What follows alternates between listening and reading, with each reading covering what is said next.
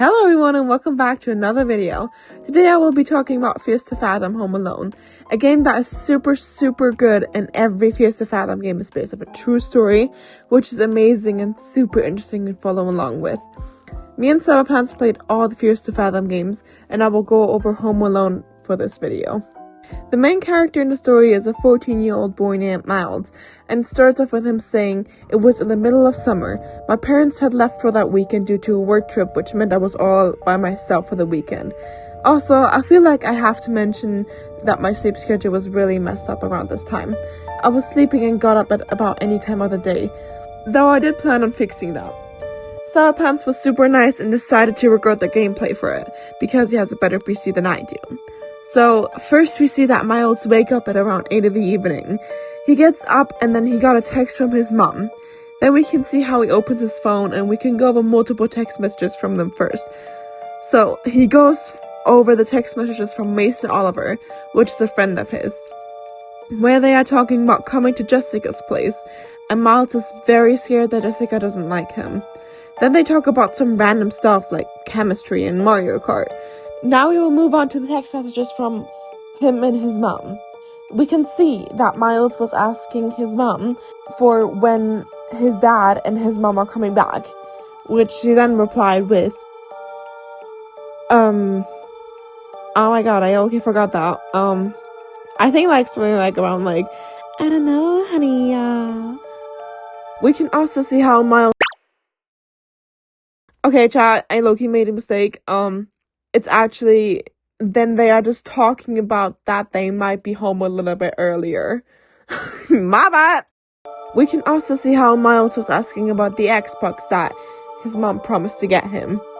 Then Miles asked if he could invite Mason and Josh over for the night for homework, and she just tells him to make sure that it's them on the door before opening it, like checking through the blinds. She tells him to take care, and he reassures her. Then they are just talking about that. And then Miles told her to not be paranoid.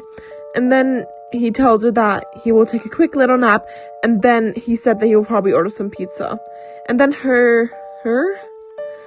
In the script, I wrote her, by the way.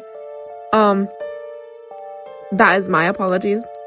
Him, says no need. And basically saying that she already made lasagna and to check the fridge. Miles then goes downstairs to open the fridge and get lasagna. And then he puts it in the oven, and lets it get heated up. He then decided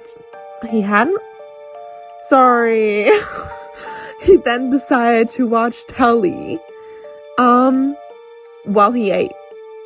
He turned on the telly, sat on the sofa, and then ate. After he was done, he gets another text from Mason Oliver, which in the text message, Mason says that he and Josh can't come over anymore because something just came up. But then they tell him to come to Jessica's tomorrow anyway. Miles then goes upstairs, and Mason Oliver tells him not to forget about chemistry. Miles then reassures him and tells him that he will do chemistry, and then after he will take a nap. He then gets on his chair in his room and starts doing chemistry. After he was done, it was already half an hour past midnight. He then gets up and gets another text message from his mom, where she's saying, "Don't stay up too late, you kids." I shouldn't get to hear from Miss Paula this time. Miss Paula is a neighbor, by the way. He doesn't reply and goes to take a nap. Then he wakes up because his throat is dry and decides to get some water. It is now 1:16 in the morning. He then goes downstairs and opens the fridge to get some water. He then drinks and goes back upstairs again to go to bed again. He then gets another text message from his mom, which is a picture where she's saying, "Miles, who's at the door?" She sent a picture, and there was a man standing in front of the door. She then asks if he's there. Miles then goes downstairs. When he gets more text messages from his mom, which are saying, "Paula sent me. Said he's been creeping through the windows. We're calling the police. Your kids lock every door and head in your room. Don't answer the door no matter what he does." Miles then looks through the blinds and sees an old man staring at the window. Sour Pants then made a funny noise to get his attention for an achievement.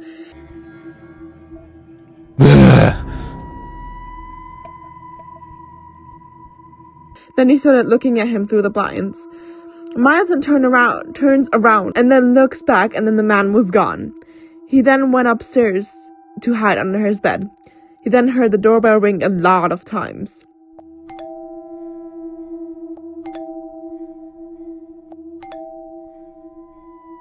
Miles got up as he got a message from his mom telling him that Miss Paula's at the door and not the creepy old man. She then apologizes and says that everything is gonna be okay. Miles then tries to go downstairs but gets interrupted when on top of the stairs there's a door opening with light coming from it, which is obviously the creepy old man. He sees him coming out of the door, and then he quickly runs back to his bedroom to hide. After a little bit, he gets up and sees the police coming to his house. He then instantly goes downstairs, being sure the man has run away.